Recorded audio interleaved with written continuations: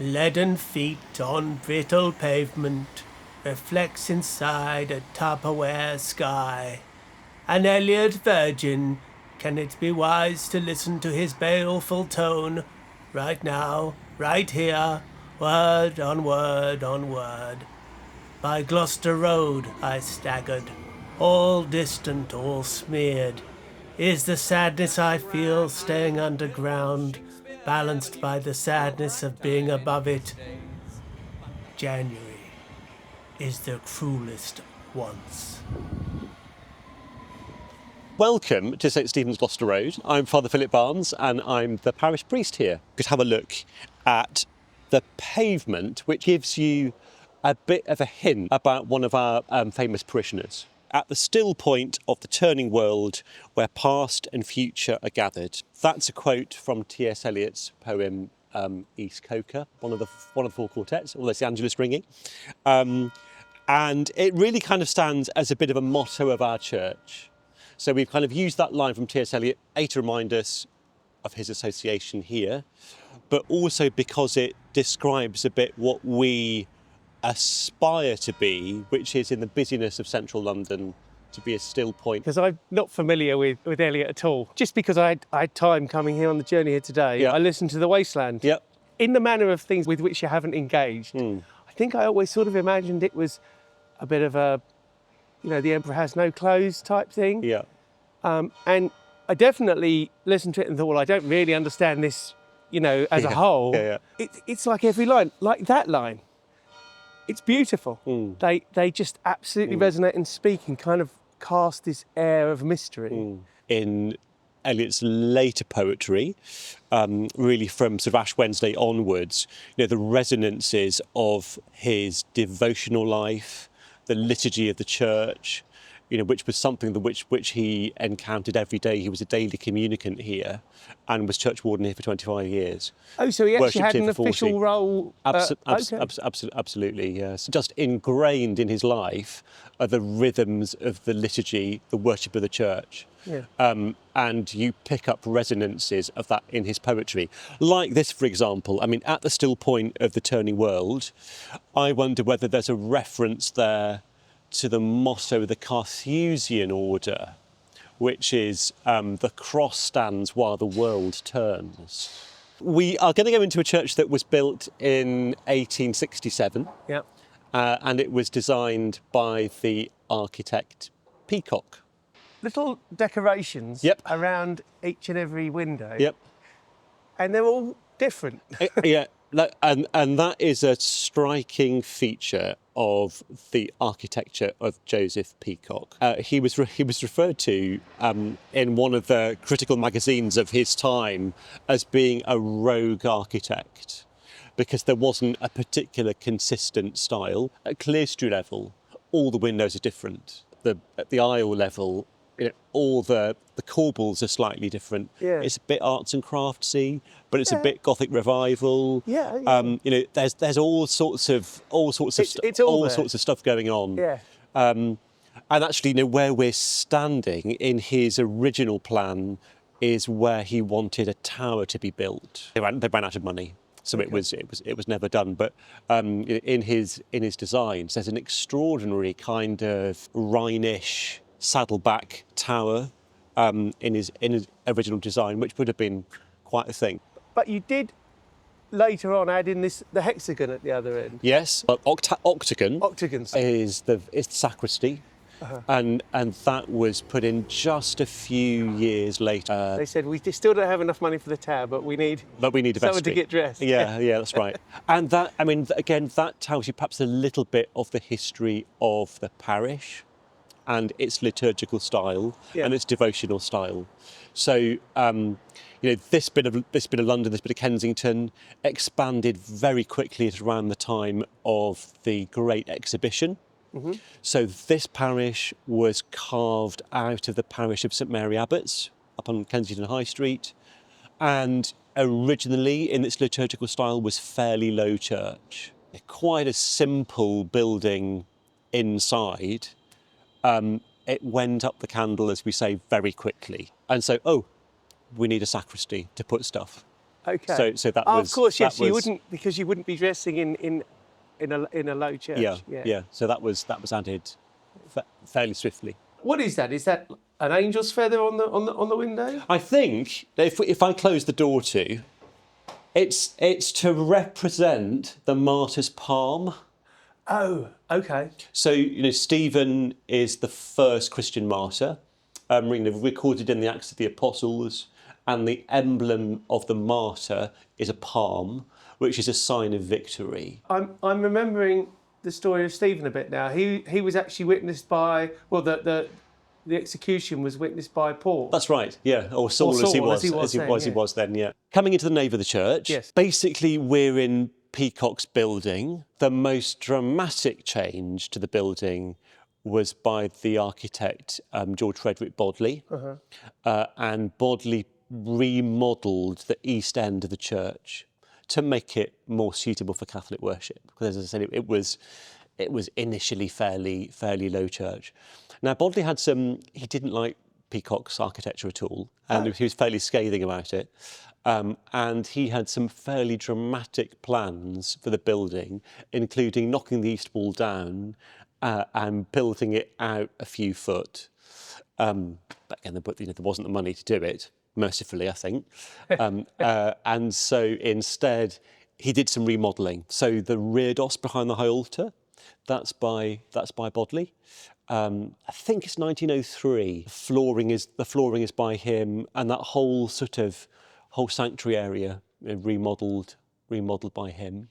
And then, perhaps in my mind, perhaps a bit unfortunately, through the decades, particularly post the Second World War, various people have had a go at decorative schemes in the church. Okay. So Peacock's original design is were we to strip back the paintwork, there'd be brick, pattern brick. In that it would be patterned underneath. Yeah, in that. You can maybe just make out a little bit there. You can. It presents a whole set of interesting questions about restoration and what you do when you restore and redecorate the building. Do you take it back to Peacock's design the first, or do you take it back to Bodley's design? Do you try and refresh what was put in? This scheme was I think late 1970s, 1980s. It's an interesting set of questions, really. So I'm distracted by this font. The font originally was just behind you, so just as we came into the door. In this area here. So we can tell that it was here because of the stained glass. We've got the baptism of Christ. Okay, a very fully dressed and decorous John. Yeah. That's Peter, isn't it, because of the keys? Sorry to interrupt, but I don't think that can be St. Peter over there. It could be Jesus in the temple. The priest might have a set of keys. I'm not sure. Let me know what you think in the comments. Oh, and don't forget to like and subscribe. But anyway, the font was here. It was moved 1930s to in here. So when the chancel was remodelled, the stalls that had been in the chancel were brought down here, and it was turned into a baptistry. And there's this fabulous canopy again, which is 1930s. That is a canopy that can sit on the top of that. Yeah, it actually fits round it.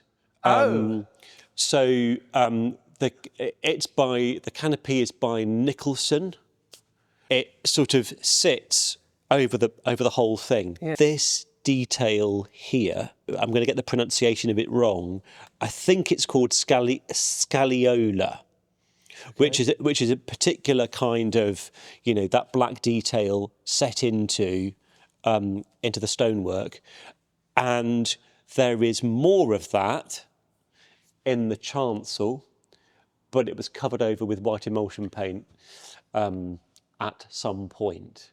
So as funds have become available, we're uncovering all of that. And nice glass behind us. The glass went in really, in the first couple of decades of the life of the church, benefactors replaced the plain windows fairly early on. So I think these are late 1880s. This glass is by a company called Mayer of Munich, and it depicts resurrection scenes. So we've got the raising of Lazarus. What is it about that that's saying doubting Thomas? So you've got Thomas kneeling. It's when he recognises that it's Jesus. It's the point at which he says, unless I see the holes in his feet and in his hands and in his side. Here, Mary Magdalene at the top, and then the resurrection. Jesus bursting the tomb in the morning of the resurrection. You've got the angel on the left-hand side with wings there. That's right, yes. Rolling away the stone. That's the guard who's supposed to be guarding the temple, guarding the tomb. That's right. That's right. Yeah. The depiction of the tomb there is much more like a sort of early Renaissance painting, where the tomb is depicted as a chest tomb, a flat chest tomb, rather than the conventional garden tomb that we might. Or sort of cavey sort of thing. That's right. That we might be more familiar with. So I guess angelic figures. I can't quite make out what the words are. Yeah, hoarding. Oh yeah, there's quite a few of them, aren't there? Yeah.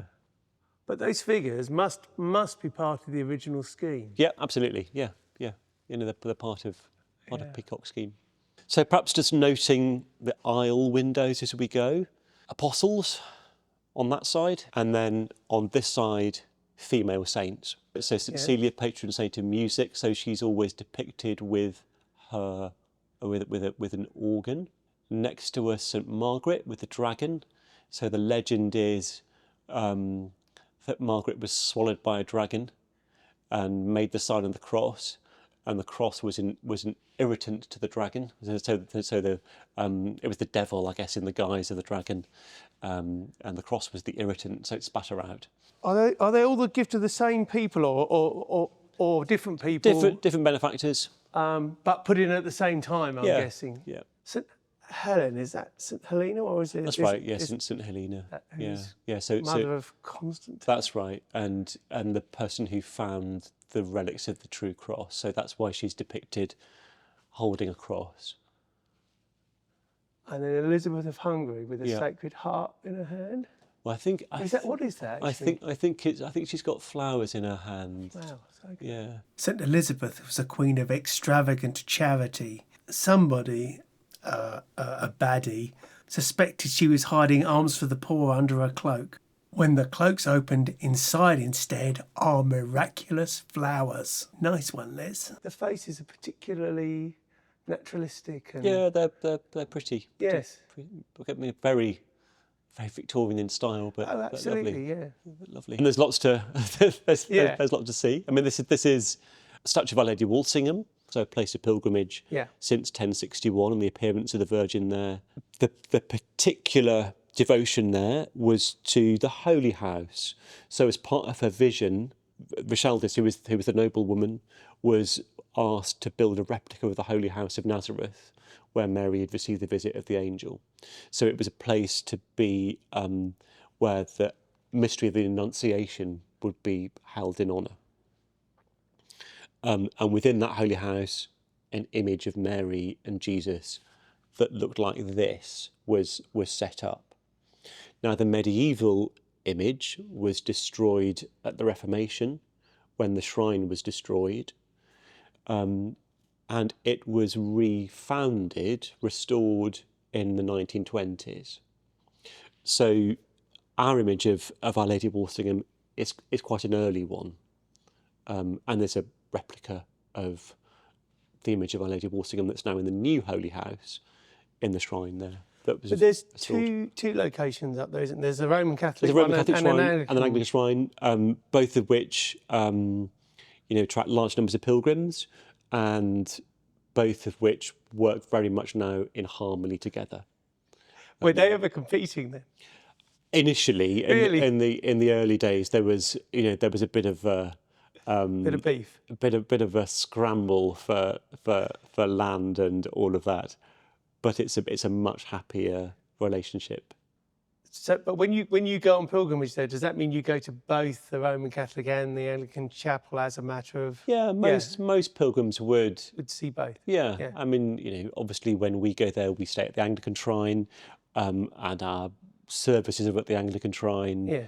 But we'd include a visit to the Roman Catholic National Shrine there. Yeah. And perhaps pray for unity between the churches there. Is this the Lady Chapel now? So we're in the Lady Chapel. Very lovely statue of Our Lady there. That is 1920s. Next to her is a memorial to T.S. Eliot.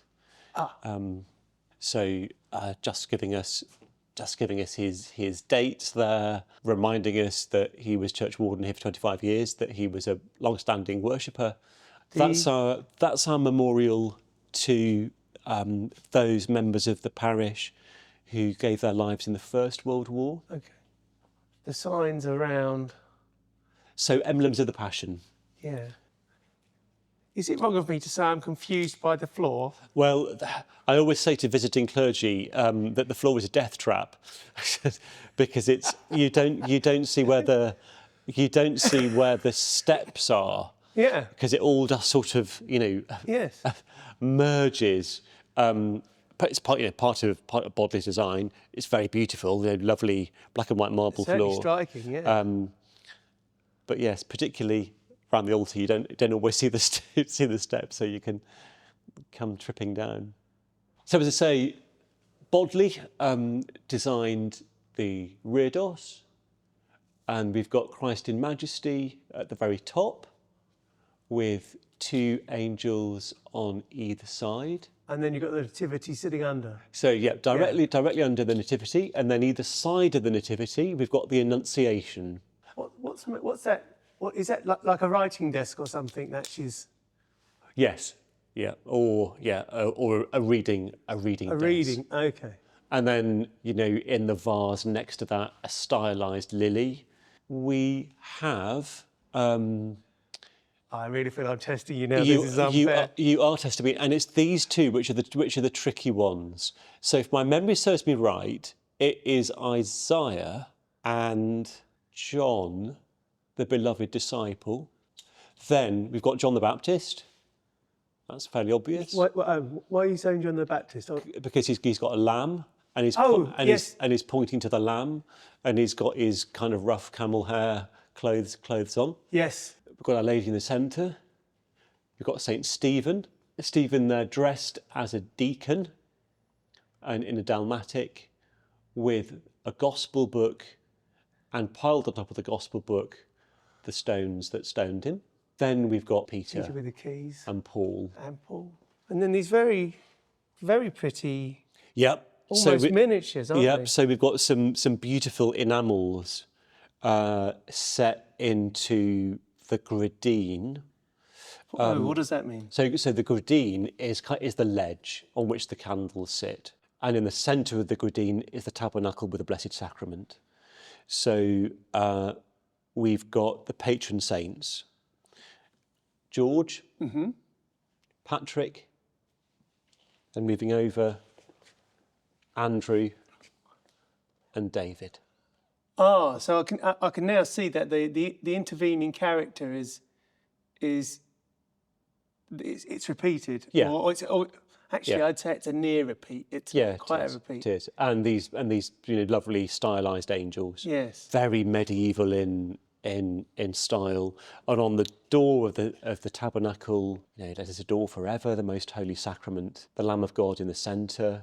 Christ as the sacrificial lamb with the blood flowing from his side, alluding to the mystery of the Eucharist. Angels with censers, and then the vine again, alluding to the mystery of the Eucharist. And what did you say the name of the guy who designed this was? It's Bodley. Bodley. Yeah, George Frederick Bodley. As I'm looking around, you've got those symbols that you had on the war memorial. We've got the emblems of the Passion again. You can perhaps see here the point I was trying to make about restoring the building and what you go back to. So in this bit of the church, we've cleaned the lower level. So everything lower than the corbel has been restored, and we've gone back to peacock stone. This is Peacock's design here. No. Oh. So what we've got, it's all kind of an amalgam of stuff. The designs which have been restored, they were put in a lot later, Right. painted over, and we've kind of had a bit of an educated guess about, what was there. Except there's one empty one. Yes, and it's empty because we had an issue with damp. Oh. So just very, very pragmatic. And at some point when that wall has dried out, there'll be another one. There'll be another one in there. Yeah. You can sort of see that it's that black work set into the stonework that we saw that we saw on the font. I see. Yes, I do see it. Quite a significant throne here. Yep. So that's the bishop's chair, rather glamorous. Very glamorous. Does the bishop sit there when the bishop visits? Actually, no, he doesn't, to be honest, because when he comes, he'd be celebrating the mass, and he'd probably using the chair that's further down, so doesn't use it very often.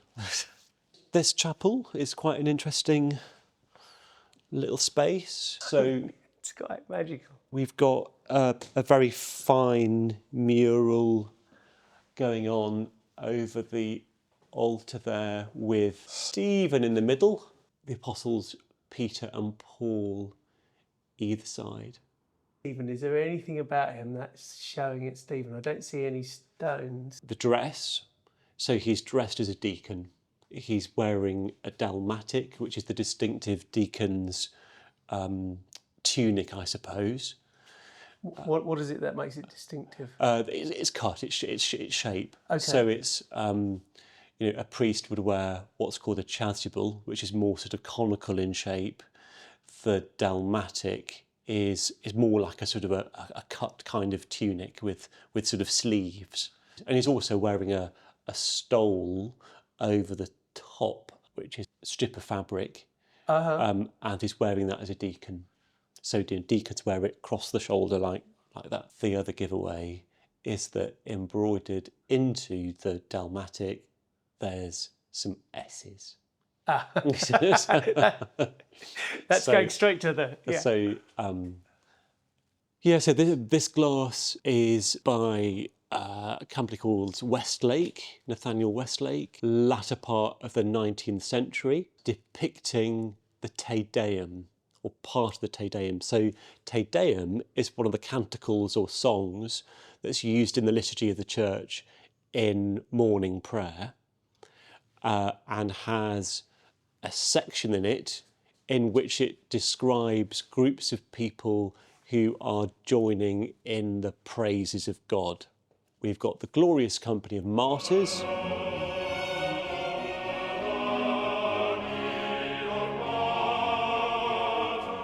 The angels at the very top crying aloud, the prophets, and then a depiction of the Holy Church throughout the world.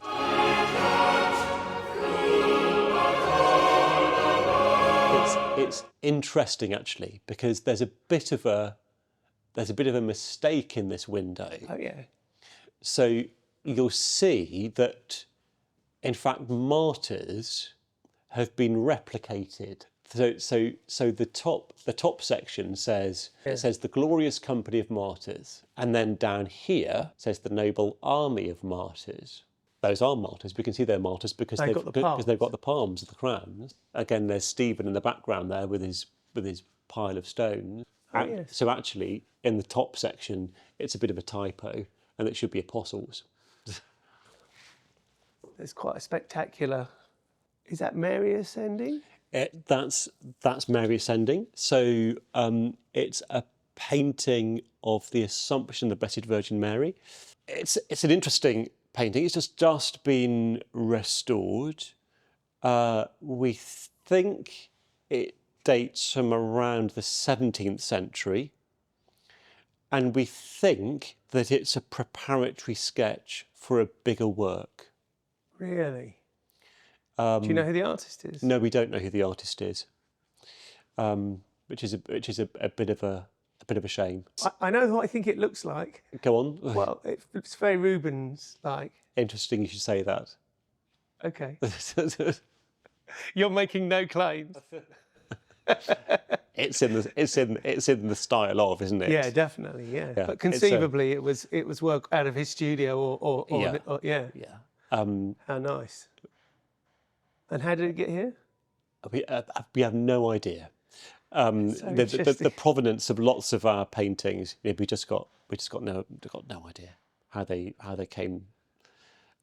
It would have been given by a parishioner at some stage, but it's interesting, really. I mean, only since it's been cleaned can you see what a fine thing it is, and you get a sense of it's a bit sketchy. So it's thought that it's a preparatory sketch for a bigger work. Have you got a crypt here? No. No tower? No crypt, no tower. Is the octagon? You said octagon, yeah. Yes. Is that worth looking at? Yeah. I always have to kind of be very nosy, I'm afraid. So you never know what you're missing if you don't ask. Oh, this is nice. This is the sacristy, where the vestments are stored. The church's year is divided into seasons. Each season has a particular colour. So there are sets of vestments for each colour, some of which are for a more simple service in the midweek, some of which are for a more grand occasion, perhaps on a Sunday. So they're all stored here. Well, these look modern. These are new. So yes. This room was refurbished.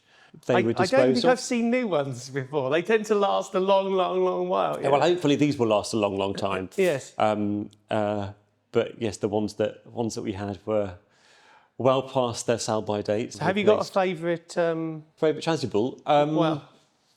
Or anything in here that might be nice to look at. The high red. So in a high mass set, there's a whole sort of host of stuff. You know, I was explaining what a deacon wore, the dalmatic. Yes. So a high mass set would be comprised of 2 dalmatics for 2 deacons and the chasuble. So if I and you can just. Wow. So that's quite a handsome. That is striking, isn't it? Quite a handsome thing. The embroidery on that will be latter part of the 19th century, I would have thought. But I'm going to stick my neck out and say that's Stephen. Well done. Yeah, you're getting there. Well, I think what I'm recognising is that I don't know if this is how he's always represented, but that's what he looks like in other representations in the church. Yeah. That's the face. Yeah. And he's got his stones, he's got his gospel book, and he's dressed like a deacon. I can tell what you're doing. Well, you must have had to take them out and put them away to know how to do that a few times. The art is, like any treasure, it needs conserving, and so storing it properly, which is part of the reason why we have. Decent drawers for them to be laid flat in. These are precious fabrics, precious things. We want them to last. So acid-free tissue paper. With fabric, you try not to fold it because when you fold it, the silk tends to crack over time. So yeah, it's part of the way that we care for what we've been left and given. And then this thing that you're putting over the top, is that? Yeah, so this is. Is that a different thing? Yeah, so this is an altar frontal. So it's the. I see. It's the hanging that goes. And that's what you mean when you say there's different colours. You're actually making the church all red at certain and green at other times. Yeah. Okay. So red is the colour of a martyr. Fairly obviously, it's the colour of blood, isn't it? We'd use red on. It's obvious now you've told me. We'd use red on St Stephen's Day. Yeah. It's also the colour of the Holy Spirit because it's the colour of fire. So we'd wear red on Pentecost Sunday. Then then black. That's the colour of mourning, colour of grief. So Would you wear this in a funeral? So service? you'd use black for a funeral, or for a requiem mass. So that's quite a nice set there. I don't think I've ever seen a priest dressed in black like this. I mean, obviously, kind of that's the default colour. So if, for a parishioner's funeral, or a requiem mass, perhaps there's a day in the year called All Souls Day where we pray particularly for the faithful departed. Yes, we'd wear that for All Souls Day. Red, black. Then you'd have white and gold for more festival occasions. So Christmas, which we've just had, you'd either use white vestments or gold vestments for that. So they're kept in that drawer. Then so that would have been the Christmas season. Would have been gold. That would be the Christmas season. Gold or white. Yeah.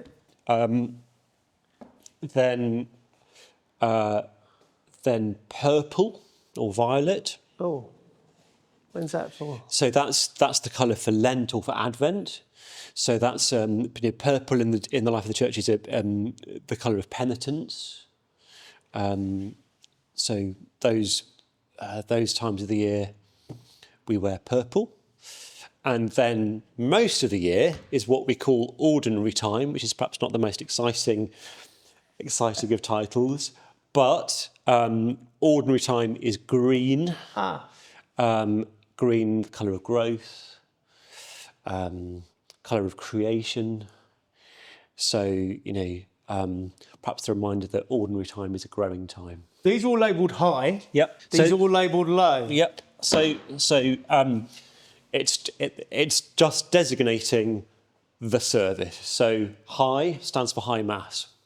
So it's a high mass set in those drawers, and as I say, those high mass sets are for the more grand occasions, the more solemn occasions on a Sunday, when there might be more clergy participating, and so there's as I say those two dramatics and the chasuble.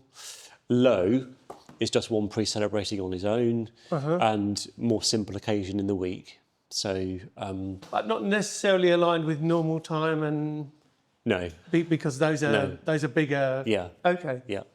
So again, exactly the same sets of colours, but just just one chasuble in that set rather than the full. Some people might think, oh, it's whim. I did think it was whim. Does the vicar think, oh, what shall I wear today? But no, it's today is an ordinary time day. Yes. So it's a green chasuble. Yeah.